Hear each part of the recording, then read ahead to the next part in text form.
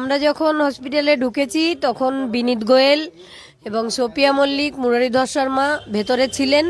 তাদের উপস্থিতিতেই ভেতরে যারা ছিল, ইন্দিরা মুখার্জি তিনি প্রেস কনফারেন্স করে দেখিয়ে দিচ্ছিলেন, অভিক বিরূপাক্ষ, দেবাশিস সোম, তারপর প্রসূন চট্টোপাধ্যায়, এরা ছিল, এরা নাকি বিভিন্ন ধরনের এক্সপার্ট ছিল।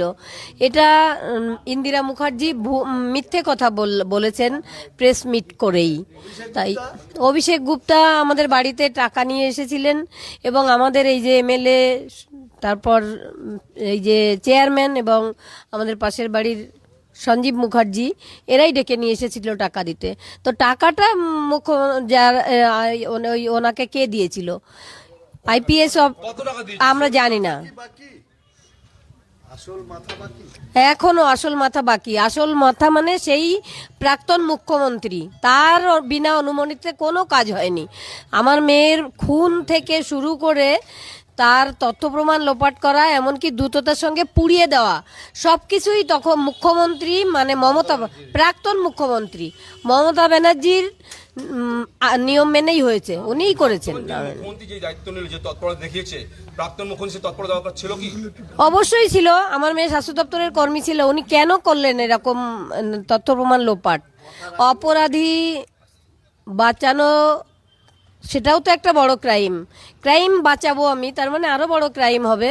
তাহলে মুখ্যমন্ত্রী কেন অ্যারেস্ট হবেন না? আমি ডে 1 থেকে বলছি যে মুখ্যমন্ত্রীকে অ্যারেস্ট করলে সব জানা যাবে। প্রাক্তন মুখ্যমন্ত্রী মমতা ব্যানার্জি, এখন আর মুখ্যমন্ত্রী নেই, উনি মমতা ব্যানার্জি। আমি বলেছিলাম 14 তলা নবান্ন থেকে ওনাকে না নামালে আমি মেয়ের বিচার পাবো না। এবার দেখুন কেন বলেছিলাম এই কথাটা।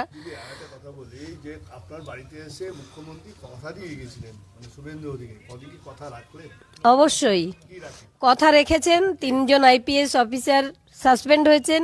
এবার বিচারটা হবে, সবে শুরু। হ্যাঁ, সবে ফাইল খোলা হয়েছে, অনেক অনেক মাথা রয়েছে। যেমন সেদিন সেমিনার রুমে যারা ছিল, অভিক বিরূপাক্ষ, সোমনাথ, প্রসূন চট্টোপাধ্যায়, তারপর দেবাশিস সোম, এরা সবাই মানে সাসপেক্টেড লিস্টে রয়েছে।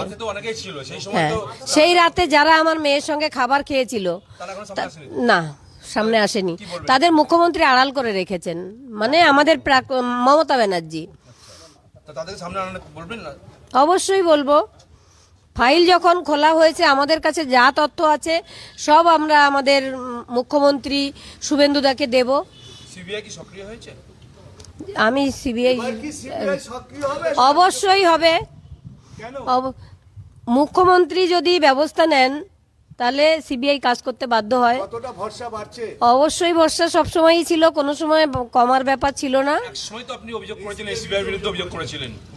হ্যাঁ, সিবিআই কাজ করছিল না, হ্যাঁ সেই জন্য করেছিলাম। কাজ করলে তাকে বলবো যে হ্যাঁ কাজ করছে।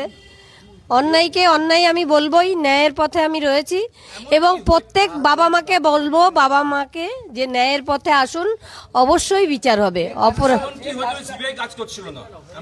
জানি না সেটা।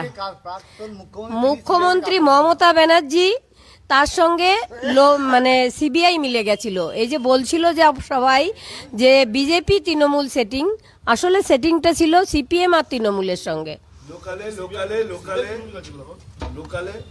লোকালে তৃণমূল, আমাদের নির্মল ঘোষ, সোমনাথ দে এবং সঞ্জীব মুখার্জি, এরা শেষ তথ্য প্রমাণটুকুও রাখতে দেয়নি আমাদের। আমরা 2 ঘন্টা টালা থানায় বসেছিলাম।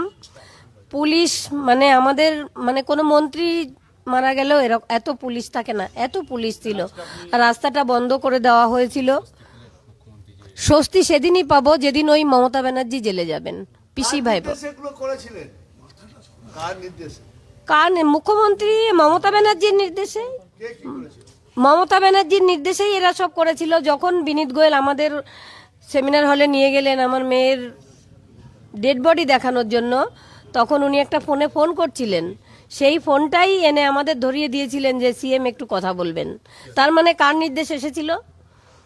আর শ্মশানেও দেখেছি, চুল্লিতে ঢুকিয়ে দেওয়া হলো আমার মেয়েকে।